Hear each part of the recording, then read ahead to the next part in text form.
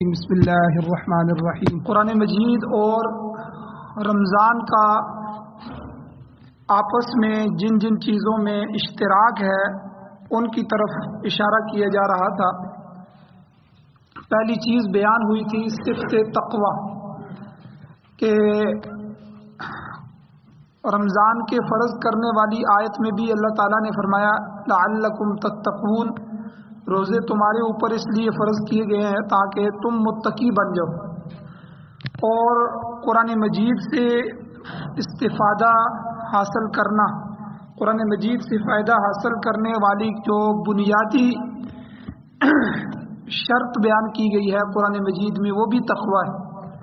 ذالک الکتاب لا ریب فیہ ھدی للمتقین، یہ ایسی کتاب ہے اس میں کسی قسم کا کوئی شک نہیں ہے اور یہ ہدایت ہے متقین کے لیے، یعنی جو اللہ سے ڈرنے والے ہیں، تقوی والے لوگ ہیں، ان کو اس کتاب سے ہدایت ملتی۔ اسی طرح قرآن اور رمضان کا صفت شفاعت میں بھی اشتراک ہے،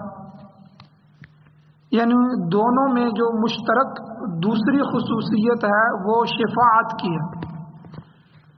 روزہ اور قرآن دونوں اپنے عمل کرنے والوں کے حق میں اللہ تعالیٰ سے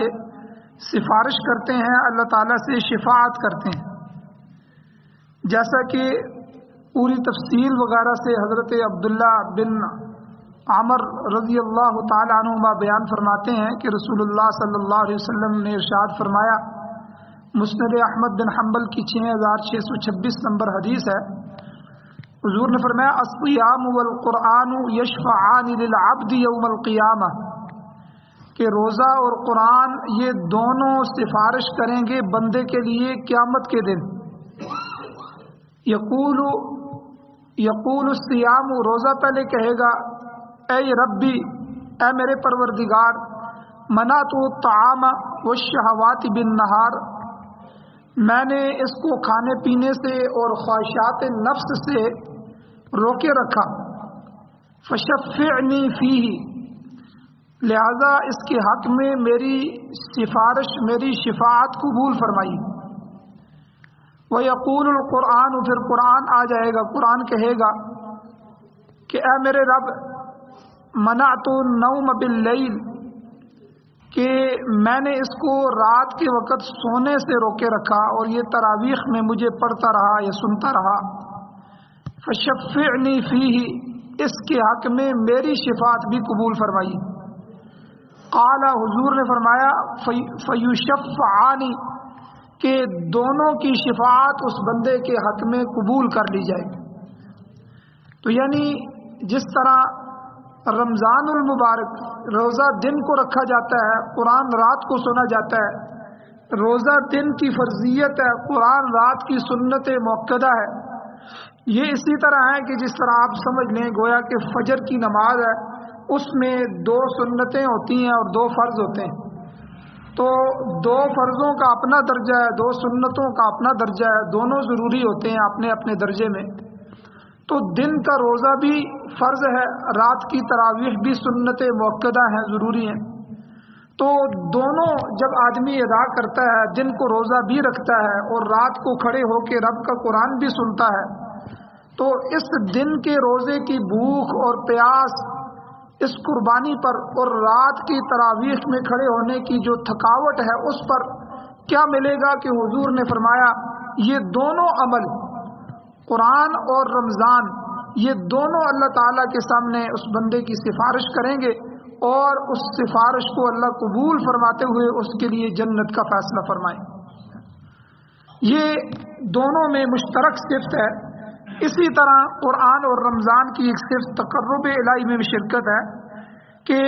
تیسری خصوصیت رمضان اور قرآن دونوں میں جو مشترک طور پہ پائی جاتی ہے وہ اللہ تعالیٰ کی قربت ہے، قرب الہی، یعنی اللہ تعالیٰ کے کلام پاک کی تلاوت کی وجہ سے اللہ تعالیٰ سے خاص تعلق اور قرب پیدا ہو جاتا ہے۔ ایسے ہی روزے دار کو بھی روزے کی وجہ سے اللہ تعالیٰ کا خاص قرب حاصل ہوتا ہے، ایسا قرب کہ اللہ تعالیٰ خود ارشاد فرماتے ہیں کہ روزہ میرے لیے ہے، اس کا بدلہ میں خود ہی دوں گا۔ حضرت ابو ہریرہ رضی اللہ تعالیٰ عنہ فرماتے ہیں کہ حضور نبی کریم صلی اللہ علیہ وسلم کا ارشاد ہے، سنن ابن ماجہ کی 1638 نمبر حدیث ہے کہ حضور نے فرمایا کل عمل ابن آدم یضاعف، ابن آدم کا ہر عمل وہ دگنا کر دیا جاتا ہے، الحسنۃ بعشر امثالها، ایک نیکی 10 گنا سے چلتی ہے، الی 700 ضعف، 700 گنا تک اللہ تعالیٰ اس کا اجر عطا فرماتے ہیں، الی ما شاء اللہ، اور کئی لوگ اس سے بھی اوپر تک چلے جاتے ہیں۔ تو لیکن یقول اللہ الا الصوم، اللہ کہتے ہیں روزے کو چھوڑ دو، فإنه لی وأنا أجزی به، کہ روزہ میرے لیے ہے اور اس کی جزا میں خود آپ ہی دوں۔ یعنی اللہ روزے کی نیکیوں کو طے نہیں کرتا، وہ بے شمار نیکیاں بغیر حساب کے اللہ تعالیٰ عطا فرماتے ہیں۔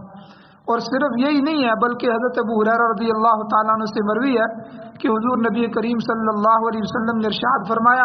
صحیح مسلم شریف کی 1151 نمبر حدیث ہے کہ فوالذی نفس محمد بیدی، کہ اس ذات کی قسم جس کے قبضہ قدرت میں محمد صلی اللہ علیہ وسلم کی جان ہے، لخلفۃ فم الصائم اطیب عند اللہ من ریح المسک، کہ روزے دار کے منہ میں جو ہلکی سی ہوا اور بو پیدا ہوتی ہے، قیامت کے دن وہ مشک کی خوشبو سے بھی اللہ کے ہاں زیادہ بہتر۔ اللہ اتنی جو ہے وہ روزے دار کی قدر کرتے ہیں، اور پھر خود سوچئے کہ اس سے بڑھ کر اور کیا اللہ کا قرب حاصل ہو سکتا ہے۔ تو اسی طرح قرآن مجید کا اللہ کا کلام ہے، اس کلام مجید کی تلاوت کرنے کی وجہ سے بھی بندہ اللہ تعالیٰ کے قریب ترین ہو جاتا ہے، اللہ تعالیٰ کی خصوصی برکتیں، خصوصی رحمتیں اور سکینہ اس پڑھنے والے پر نازل ہوتی ہے۔ سیدنا ابو ہریرہ رضی اللہ تعالیٰ عنہ کی جو ہے روایت ہے کہ نبی صلی اللہ علیہ وسلم نے ارشاد فرمایا، سنن ابو داؤد کی 1455 نمبر حدیث ہے کہ جو لوگ اللہ کے گھروں میں سے کسی گھر میں بھی جمع ہو کر اللہ کی کتاب کی تلاوت کرتے ہیں اور اس کو باہم مل کر پڑھتے ہیں تو ان پر سکینہ نازل ہوتی ہے، اللہ ان کو سکون میں ڈال دیتے ہیں، رحمت ان کو ڈھانپ لیتی ہے، فرشتے ان کو گھیر لیتے ہیں، اور اللہ تعالیٰ ان کا ان ہستیوں میں ذکر کرتے ہیں جو اللہ کے پاس ہیں، یعنی فرشتے۔ تو اللہ یعنی بڑی مجلس میں، فرشتوں کی بابرکت مجلس میں، کہ دیکھو میرا فلاں بندہ میری تلاوت کر رہا ہے، میرے قرآن کو پڑھ رہا ہے، اللہ وہاں اس کے تذکرے فرماتے ہیں۔ تو اللہ تعالیٰ اس کے کلام پڑھنے کو توجہ سے سنتے ہیں۔ جو آدمی اللہ کا کلام پڑھتا ہے، سیدنا فضالہ بن عبید رضی اللہ تعالیٰ عنہ بیان کرتے ہیں کہ نبی اکرم صلی اللہ علیہ وسلم نے ارشاد فرمایا کہ اللہ تعالیٰ اس آدمی کی طرف بہت زیادہ کان لگاتے ہیں جو قرآن پاک کو خوبصورت آواز سے پڑھتا ہے۔ پھر حضور نے مثال دی کہ گانے والی کا مالک بھی گانے والے کی طرف اتنا کان نہیں لگاتا جتنا اللہ قرآن پڑھنے والے کی طرف کان لگاتا ہے۔ تو جس جگہ بیٹھ کر یہ قرآن پڑھتا ہے وہ جگہ مسجد ہو تو وہ مساجد بھی آسمان والوں کے نزدیک ایسی چمکتی ہیں جیسے زمین والوں کے نزدیک آسمان کے ستارے چمکتے ہوئے نظر آتے ہیں۔ حضرت عبداللہ ابن عباس رضی اللہ تعالیٰ عنہ ان کی روایت موجود ہے کہ المساجد بیوت اللہ فی الارض، مسجدیں زمین میں اللہ تعالیٰ کی گھر ہیں، تضیء لأہل السماء، وہ آسمان والوں کے لیے چمکتے ہیں، کما تضیء نجوم السماء لأہل الارض، جس طرح زمین والوں کے لیے آسمان کے ستارے چمکتے ہیں۔ اگر ہم اس مہینے میں، رمضان کے مہینے میں ہمت کر کے قرآن مجید کے ساتھ اپنا رشتہ جوڑ لیں، اپنا تعلق جوڑ لیں، تو یقیناً اس کی اور روزے کی برکت سے اللہ تعالیٰ کے قریب ہوں گے اور قریب تر ہوتے چلے جائیں گے۔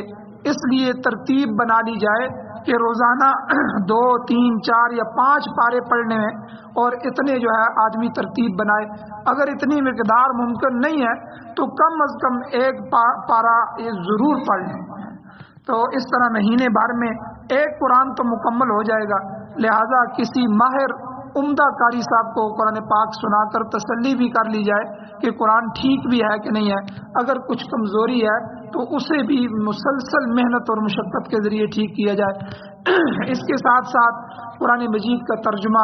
اس کی تفسیر بھی کچھ نہ کچھ حصے کی روزانہ مطالعہ کریں۔ اگر ترجمہ اور تفسیر کسی استاد سے پڑھ لی جائے تو پھر یہ سب سے اچھی بات ہے، کیونکہ قرآن مجید کا فہم اور تدبر حاصل کرنا بھی مستقل قرآن مجید کے حقوق میں سے ایک حق ہے۔ اسی طرح سورہ فرقان میں اللہ تعالیٰ فرماتے ہیں کہ قیامت کے دن حشر کے میدان میں اللہ کی جب عدالت لگے گی تو نبی کریم صلی اللہ علیہ وسلم سے ان کی طرف سے ایک درخواست دائر کی جائے گی کہ اس روز فاسق اور فاجر ظالم لوگ اپنی بدعمالیوں پر حسرت اور بے بسی کے ساتھ اپنے ہاتھوں کو دانتوں میں چبائیں گے اور اپنی اس کوتاہی کا حسرت کے ساتھ تذکرہ کریں گے کہ اے کاش ہم نے رسول اللہ صلی اللہ علیہ وسلم کی راہ اختیار کی ہوتی اور فلاں فلاں کو دوست نہ بنایا ہوتا، ان کے نقش قدم پر نہ چلتے، اور آج اس روز حضور علیہ السلام اللہ کی بارگاہ میں عرض کریں گے وقال الرسول یا ربی ان قوم اتخذوا هذا القرآن مہجورا، اے میرے رب میری اس قوم نے، میری اس امت نے قرآن مجید کو مہجور بنا دیا، قرآن مجید کو چھوڑ دیا۔ تو نبی علیہ الصلوۃ والسلام اللہ کے ہاں جو ہے شکایت کریں گے ان لوگوں کی جو قرآن مجید کی تلاوت نہیں کرتے۔ تو اس لیے میرے بھائیوں کم از کم رمضان ایسا موقع ہوتا ہے، پورا سال پھر ہم تلاوت کر بھی نہیں سکتے، اول تو ہر پورا سال جو ہے روزانہ ایک سپارہ تلاوت کا معمول بنائے، نہیں تو کم از کم رمضان میں بندہ اس موقع سے فائدہ اٹھائے اور جو ہے ایک سپارے کی ترتیب بنائے تاکہ جو ہے ہمارا رمضان میں کم از کم ایک قرآن مکمل ہو سکے۔ اللہ تعالیٰ سے دعا ہے اللہ ہمیں عمل کی توفیق عطا فرمائے۔